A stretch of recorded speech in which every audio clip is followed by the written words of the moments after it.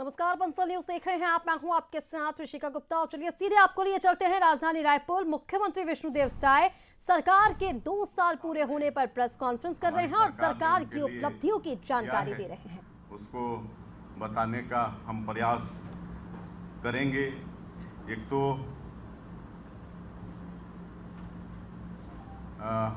पिछली सरकार में 18 लाख गरीब लोग प्रधानमंत्री आवास से वंचित हो गए थे। ग्रामीण क्षेत्रों में एक भी गरीबों का मकान नहीं बना था, जबकि सबका एक सपना होता है कि अपना एक घर हो, सबके सर में छत हो, लेकिन अपने अधिकार से वंचित हो गए थे। और माननीय प्रधानमंत्री जी चुनाव प्रचार के दौरान ये वादा किया था कि भारतीय जनता पार्टी की सरकार बनती है तो मुख्यमंत्री का पहला काम होगा कि 18 लाख गरीबों का प्रधानमंत्री आवास स्वीकृत करेगा। और आज मुझे बताते हुए खुशी हो रही है कि 13 दिसंबर 2023 को सरकार शपथ ली और बिना देरी के अगले ही दिन 14 दिसंबर 2023 को पहले ही कैबिनेट में 18 लाख प्रधानमंत्री आवास की स्वीकृति दे दिए। और आज 2 साल में सबके मकान बहुतों के पूरे हो गए हैं, बहुतों के बन रहे हैं और एक उनको विश्वास सरकार के प्रति बढ़ा है। उसी तरह से किसानों से भी वादा था कि हम किसानों का धान प्रति एकड़ 21 क्विंटल खरीदेंगे और 3100 रुपया धान का कीमत देंगे।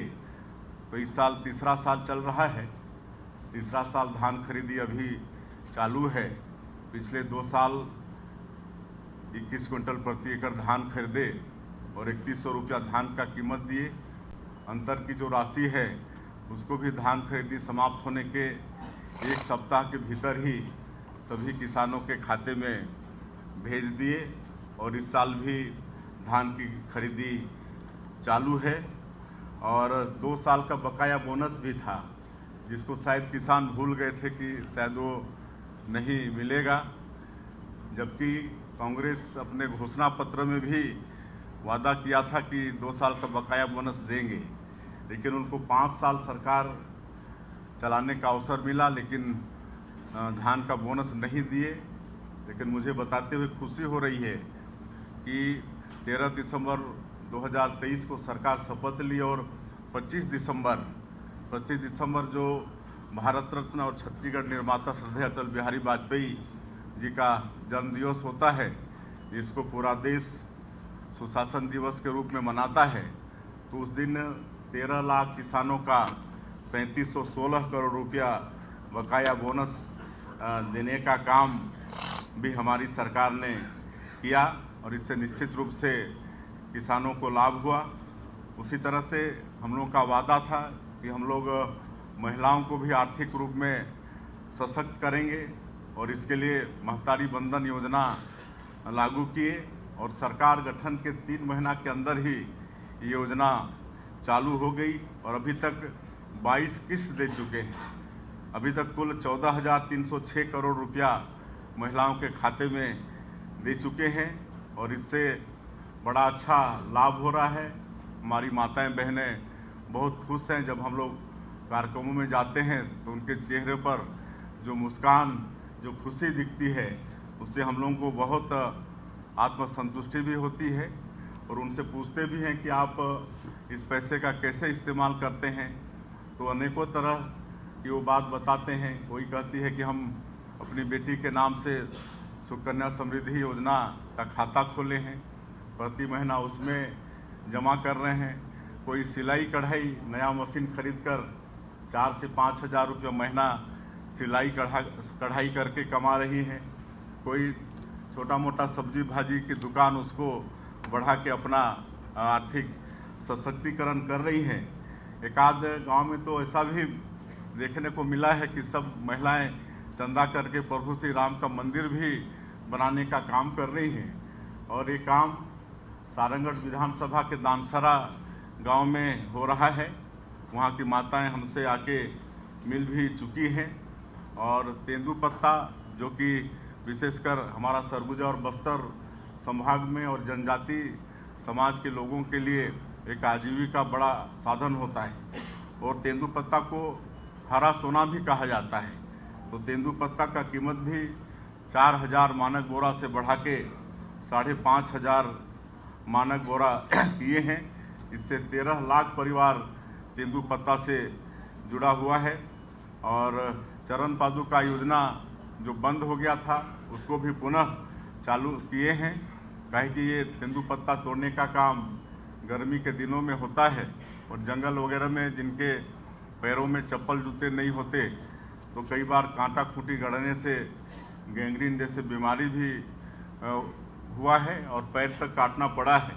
तो चरण पादुका योजना भी हम लोगों ने पुनः चालू किया है। 73 लाख गरीब परिवार को मुफ्त में राशन दे रहे हैं। हमारे प्रदेश में भूमिहीन कृषि मजदूरों की संख्या 5,62,000 से ज़्यादा है। इनके लिए पंडित दीनदयाल भूमिहीन कृषि मजदूर कल्याण योजना का शुरुआत किए हैं और इनको 10,000 रुपया प्रति साल देने का काम भी हम लोगों ने किया है। माननीय प्रधानमंत्री जी ने चुनाव कैंपेनिंग के दौरान ये भी वादा किया था कि जो पीएससी जैसी जो पवित्र संस्था है जो हमारे प्रदेश के बेटा बेटियों के भविष्य को बनाता है, लेकिन उसमें भी पिछली सरकार में घोटाले हुए थे और उसकी उच्च स्तरीय जांच की बात माननीय प्रधानमंत्री जी ने कही थी और सीबीआई उसकी जांच कर रही है और उसमें भी जो दोषीदार हैं वो दंडित हो रहे हैं। और अभी 2 साल पीएससी का एग्ज़ाम हुआ है। बड़ी खुशी होती है जब गांव के किसान के बेटा बेटी अपने अभिभावकों के साथ हम लोग से मिलने आते हैं, खुशी इजहार करते हैं। हम लोग पूछते हैं कि आप लोगों का विश्वास सरकार पर और पीएससी पर बढ़ा है क्या, तो बिल्कुल बोलते हैं कि बिल्कुल बढ़ा है, तभी हम लोग मतलब इस प्रतियोगिता को फाइट कर पाए हैं। तो पीएससी के प्रति भी हमारे बेटा बेटियों का बहुत विश्वास बढ़ा है। हम लोग साथ में नौकरी की भर्ती में भी 5 साल का छूट दिए हैं। और छत्तीसगढ़ वैसे बहुत समृद्ध प्रदेश है, खनिज संपदा से भरपूर है, वन संपदा भी है, सैकड़ों तरह के फॉरेस्ट प्रोड्यूस हैं। यहाँ की मिट्टी भी उर्वरा शक्ति से भरपूर है, मेहनतकश किसान हैं। और छत्तीसगढ़ के लोगों के लिए देश में कहा जाता है कि छत्तीसगढ़िया सबले बढ़िया। तो लेकिन छत्तीसगढ़ इतना समृद्ध होते हुए भी विकास में एक बहुत बड़ा बाधक ये नक्सलवाद था। लेकिन आप सब लोग और आज पूरा देश वाकिफ़ है कि 2 साल में डबल इंजन की सरकार के कारण और हमारे माननीय प्रधानमंत्री जी और माननीय केंद्रीय गृह मंत्री जी की दृढ़ इच्छा शक्ति के कारण आज हमारे यहाँ के जवान, सुरक्षा बल के जवान बहुत मुस्तैदी के साथ, साहस के साथ नक्सलवाद के खिलाफ में लड़ाई लड़ रहे हैं। उनके साहस को भी हम नमन करते हैं। और माननीय गृह मंत्री जी के मार्गदर्शन में आज नक्सलवाद हमारे छत्तीसगढ़ में समाप्ति की ओर है। अभी 2 साल में 505 से ज़्यादा नक्सली न्यूट्रलाइज हुए हैं, 2386 से ज़्यादा आत्मसमर्पण किए हैं, 1901 से ज़्यादा गिरफ्तार हुए हैं।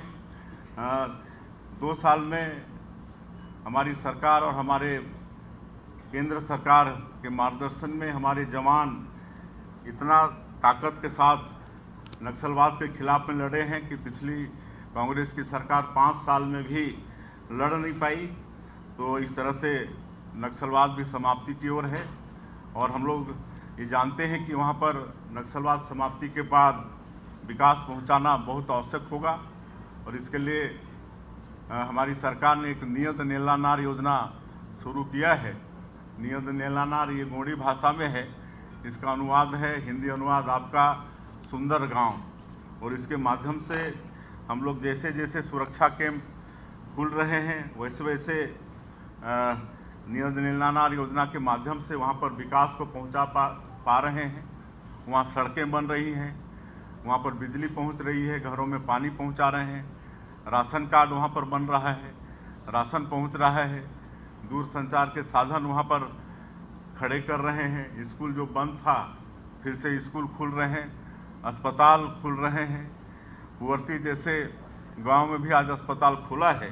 तो ये सब हम लोग कर पा रहे हैं। उस क्षेत्र में कोई जाता नहीं था, जाने से सब डरते थे, लेकिन आज हम लोग कहीं ना कहीं 400 से ज़्यादा गाँव को आबाद कर चुके हैं, वहाँ पर शांति व्यवस्था आ चुकी है।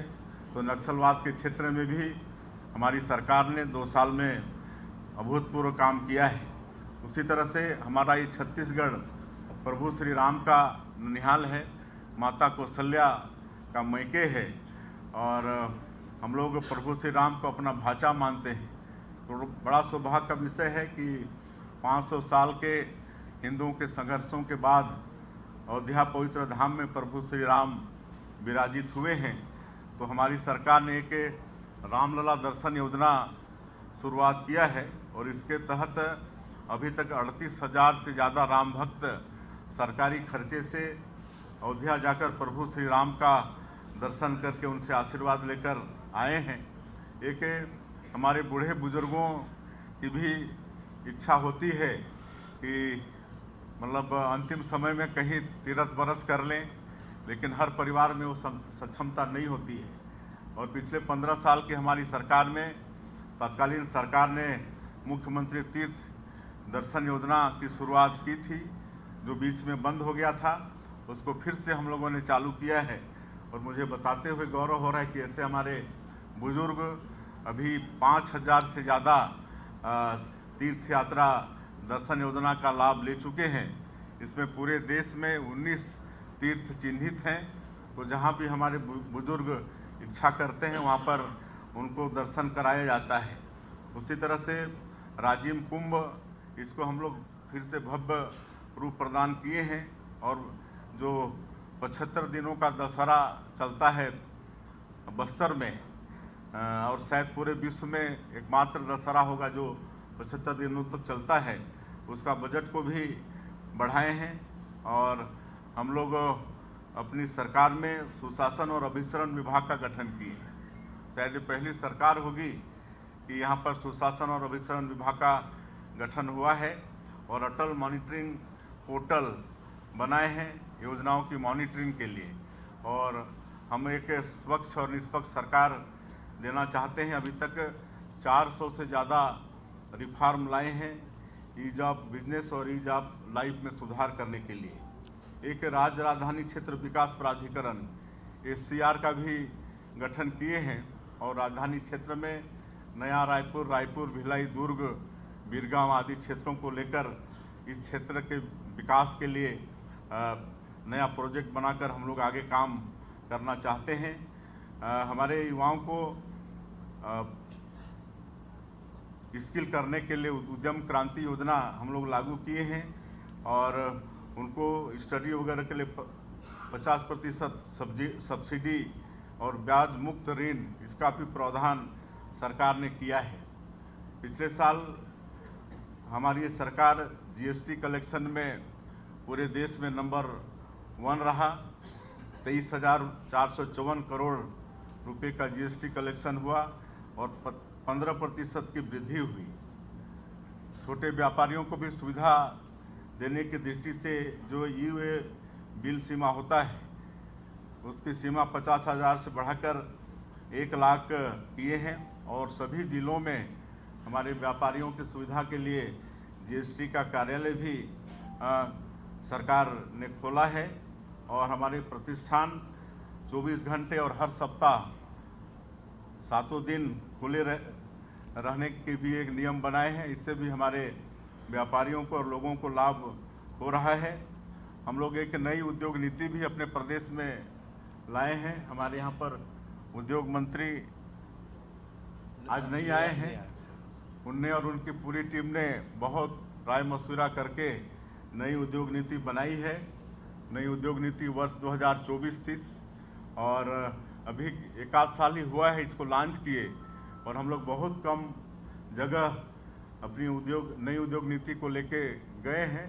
लेकिन इसकी सराहना देश और विदेश में हो रही है और इसी का असर है कि अभी तक करीब 8 लाख करोड़ का MOU निवेश प्रस्ताव हमारे प्रदेश को मिल चुका है। और खाली निवेश का प्रस्ताव ही नहीं मिला है बल्कि धरातल में काम भी चालू हो गया है। सेमीकंडक्टर प्लांट उसका काम चालू हो गया है, AI बेस्ड डाटा सेंटर ये सब का काम चालू हो गया है। हमको लगता है कि 1 साल बाद में और भी ज़्यादा धरातल में दिखेगा। तो इस तरह से नई उद्योग नीति का भी लाभ हम लोग को मिल रहा है और नई उद्योग नीति में हम लोग रोजगार को ज़्यादा ध्यान दिए हैं।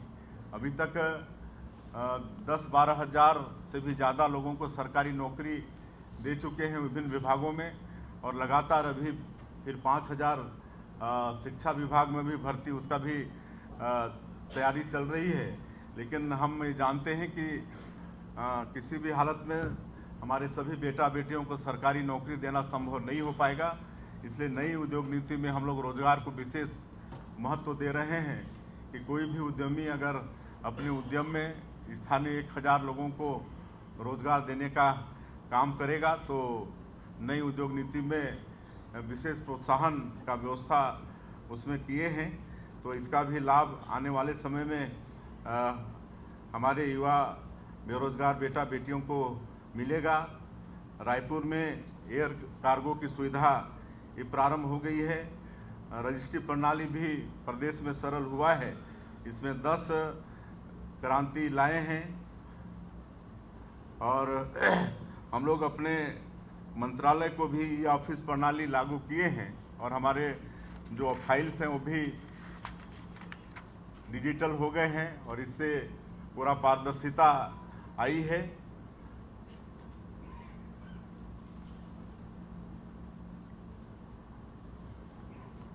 और नक्सलवाद की बात हम कर रहे थे तो आत्मसमर्पित नक्सलियों के लिए भी एक अच्छी पुनर्वास नीति लाए हैं और इसके लिए हमारे गृह मंत्री जी यहाँ पर बैठे हैं। देश के कई प्रदेशों का दौरा करके वहाँ की पुनर्वास नीति का अध्ययन करके अच्छा पुनर्वास नीति हम लोगों ने बनाया है और जो भारी संख्या में आत्मसमर्पण कर रहे हैं उनको नई पुनर्वास नीति के तहत 3 वर्ष तक प्रत्येक महीना 10,000 रुपया सहायता के बतौर देने का प्रावधान है। शहरी क्षेत्र में अगर मकान बनाएंगे तो 4 डिसमिल प्लॉट और ग्रामीण क्षेत्र में 1 हेक्टेयर कृषि भूमि देने का प्रावधान है। और इसमें जो सरेंडर करते हैं कई इनामी नक्सली रहते हैं तो पहले ये जवानों को चला जाता था, लेकिन अब नई पुनर्वास नीति में अब उन्हीं को ये देने का है और उनको स्किलिंग भी करा रहे हैं। स्किलिंग करा के उनको रोजगार से जोड़ने का भी काम कर रहे हैं। अभी पिछले महीने ही जगदलपुर में एक पंडुम कैफे जो आत्मसमर्पित नक्सली और पीड़ित नक्सली हैं दोनों मिलकर पंडुम कैफे चालू किए हैं और हम ही लोगों को शुभारंभ करने का सौभाग्य मिला। तो इतनी खुशी थी उनके चेहरों में कि बड़ा आत्मसंतुष्टि हो रहा था।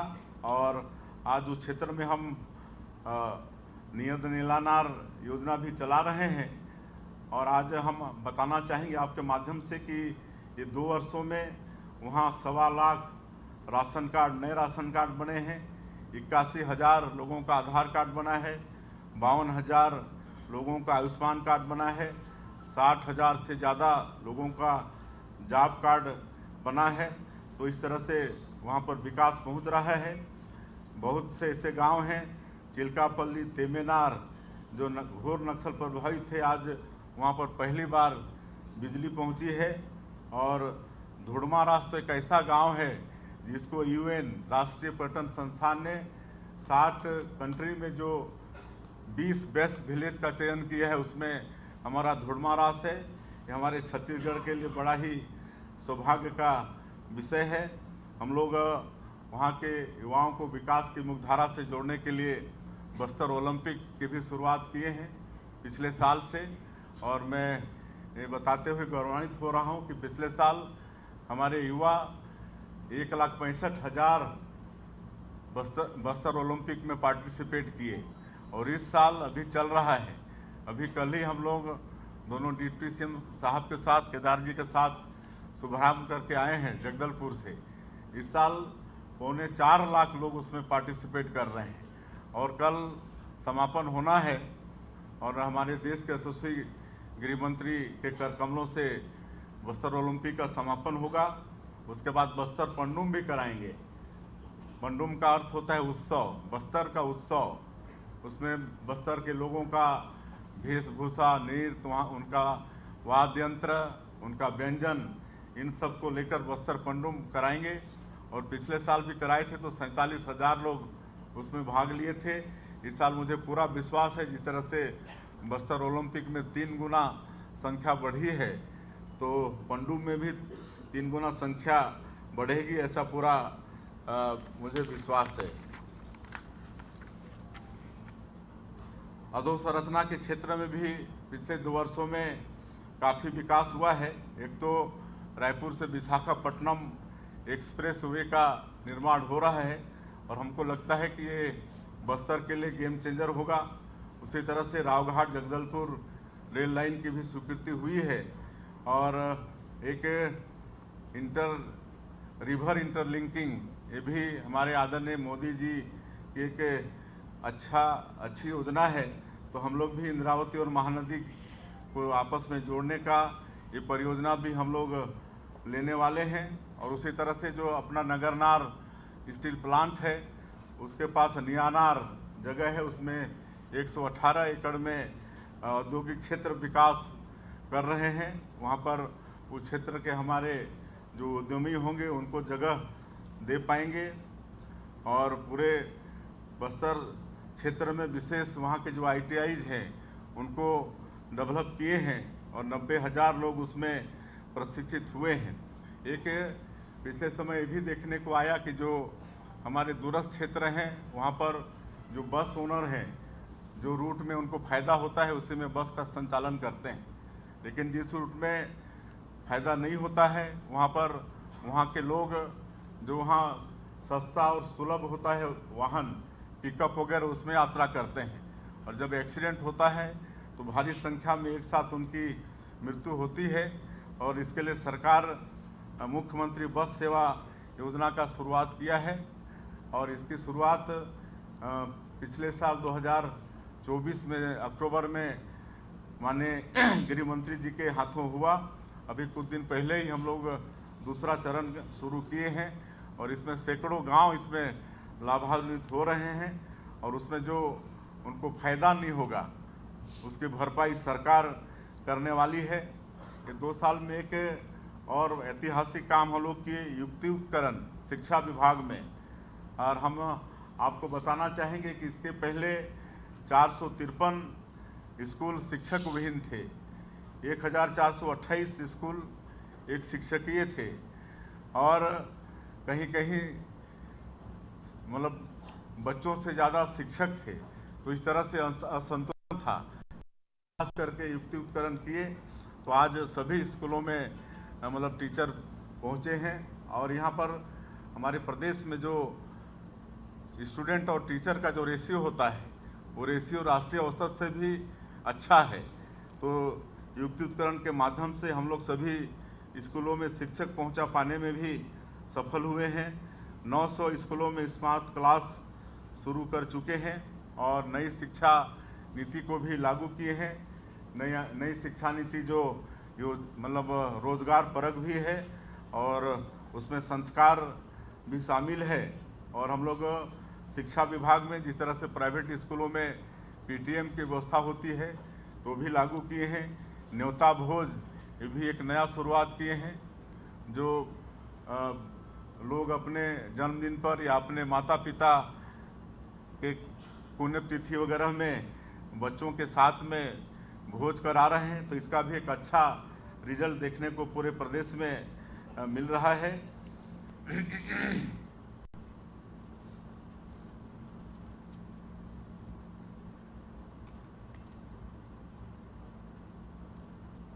रायपुर को अंतर्राष्ट्रीय खेल के नक्शे में भी हम लोग ला रहे हैं और हमारे छत्तीसगढ़ का सौभाग्य है कि यहाँ का जो क्रिकेट का स्टेडियम है ये पूरे देश में तीसरे नंबर पर है। और अभी अभी आप सब लोग भी टूर्नामेंट का प्रतियोगिता का आनंद लिए होंगे। तो आगे हम लोग खेल को भी बढ़ाना चाहते हैं। जो अलंकरण समारोह बंद हो गया था उसको हम लोग पुनः चालू किए हैं और ओलंपिक में भी हमारे छत्तीसगढ़ के बच्चे शामिल हों। और इसलिए प्रोत्साहन स्वरूप अगर कोई यहाँ का ओलंपिक में पार्टिसिपेट भी करता है तो प्रोत्साहन स्वरूप 21 लाख रुपया देने का प्रावधान किए। और अगर ओलंपिक में पार्टिसिपेट करके अगर स्वर्ण पदक लाता है तो 3 करोड़ रुपया देने का प्रावधान किए हैं। रजत पदक लाता है तो 2 करोड़ और कांस्य पदक लाता है तो 1 करोड़ रुपया खेल को बढ़ाने के लिए हम लोग प्रावधान किए हैं। उसी तरह से हमारे छत्तीसगढ़ में जनजातीय समाज का पॉपुलेशन 32% है। तो हम धन्यवाद भी देना चाहेंगे माननीय प्रधानमंत्री जी को। वैसे तो इन क्षेत्रों पर विशेष सरकार का फोकस है, प्राधिकरण के माध्यम से भी हम लोग इस क्षेत्र का डेवलप कर रहे हैं। लेकिन माननीय प्रधानमंत्री जी ने धरती आबा ग्राम उत्कर्ष योजना ट्राइबल क्षेत्र के विकास के लिए लागू की है, जिसमें छत्तीसगढ़ का सौभाग्य है कि 6,691 गांव हमारा छत्तीसगढ़ का उसमें शामिल है। और जो विशेष पिछड़ी अनुसूचित जनजाति के लोग जिनको पीवीटीजी या राष्ट्रपति के दत्तक पुत्र भी कहे जाते हैं, ऐसे 5 जाति के लोग हमारे छत्तीसगढ़ में हैं, कोरवा, बिरहोर, बैगा, कमार और अबुझमाड़िया। तो इनके स्पेशल विकास के लिए प्रधानमंत्री जनमन योजना हमारे प्रधानमंत्री जी ने लागू किया है। और आज इनके लिए 32,000 अलग से प्रधानमंत्री आवास की स्वीकृति हुई है। अगर देश में 4,000 किलोमीटर से ज़्यादा रोड इनके लिए है तो 2,000 किलोमीटर रोड उससे ऊपर सिर्फ और सिर्फ हमारे छत्तीसगढ़ में बन रहा है। और अभी हाल ही में ये दोनों योजना के लिए धरती आबा ग्राम उत्कर्ष योजना और पीएम जनमन योजना हमारा ये प्रदेश पूरे देश में फर्स्ट आया है। और महामहिम राष्ट्रपति महोदया के द्वारा हमारा ये प्रदेश उसमें पुरस्कृत हुआ है। हम लोग ट्राइबल क्षेत्र के विकास के लिए वहाँ पर सांस्कृतिक विकास के लिए अखड़ा निर्माण योजना लागू किए हैं। और जो हमारे बैगा होते हैं और गुनिया वगैरह होते हैं उनको भी साल में एक बार प्रोत्साहन स्वरूप 5,000 रुपया देने की भी व्यवस्था हमारी सरकार ने किया है। हमारे छत्तीसगढ़ के बच्चे और विशेषकर ST/SC के बच्चे उच्च प्रतियोगी परीक्षा की तैयारी कर पाएँ और दिल्ली जैसे जगह में भी रह के निःशुल्क कोचिंग की व्यवस्था ले पाएँ। इसके लिए जो ट्राइबल यूथ हॉस्टल दिल्ली के अंदर में है वो 50 सीट का था, उसको बढ़ाकर 185 सीट किए हैं। इसका भी लाभ हो रहा है। और अभी डबल इंजन सरकार बनने के बाद रेलवे के सेक्टर में भी काफ़ी विकास हुआ है।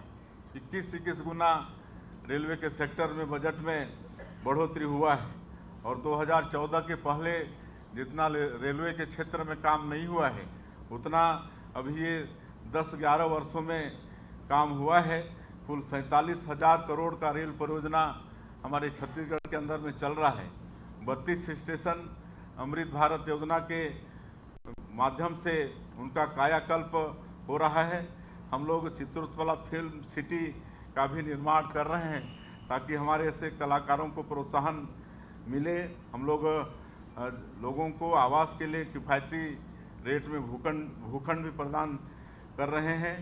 और जिस तरह से माननीय प्रधानमंत्री जी का संकल्प है 2047 तक इस देश को विकसित भारत के रूप में खड़ा करने का, और जिस तरह से उन्होंने 11 वर्षों में जो 2014 के पहले हमारा ये देश आर्थिक दृष्टिकोण से 11वें स्थान पर था, उसको अपने 11-12 साल के कार्यकाल में आज 4थे स्थान पर लाके खड़ा कर दिए हैं। तो आज 2047 तक इस देश को विकसित भारत के रूप में खड़ा करना चाहते हैं। तो हम लोग भी 2047 विकसित छत्तीसगढ़ का एक विजन डॉक्यूमेंट तैयार किए हैं और उसके अनुसार हमारी ये सरकार काम कर रही है। हम लोग यहाँ पर जो बिजली के उपभोक्ता हैं उनको हम लोग मुफ्त बिजली की ओर ले जा रहे हैं।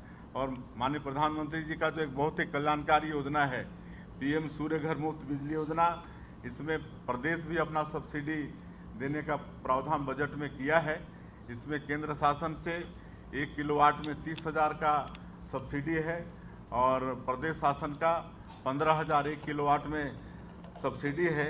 तो इस तरह से लागत का करीब 3/4 से ज़्यादा भाग सब्सिडी के रूप में उपभोक्ता को मिल रहा है।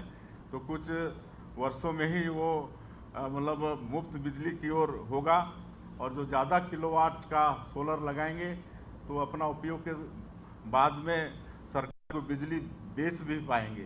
तो ये भी व्यवस्था हमारी सरकार ने किया है।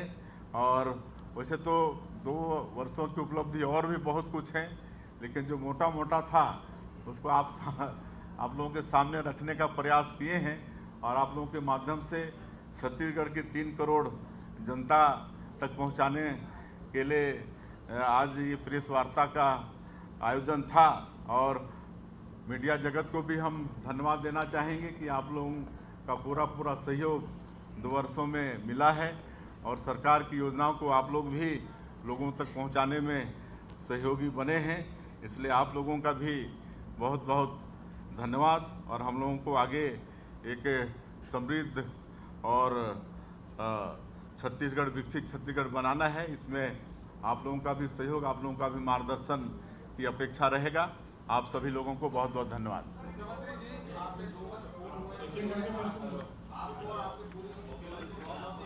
जी धन्यवाद। पूछेंगे तो आवाज नहीं आएगी।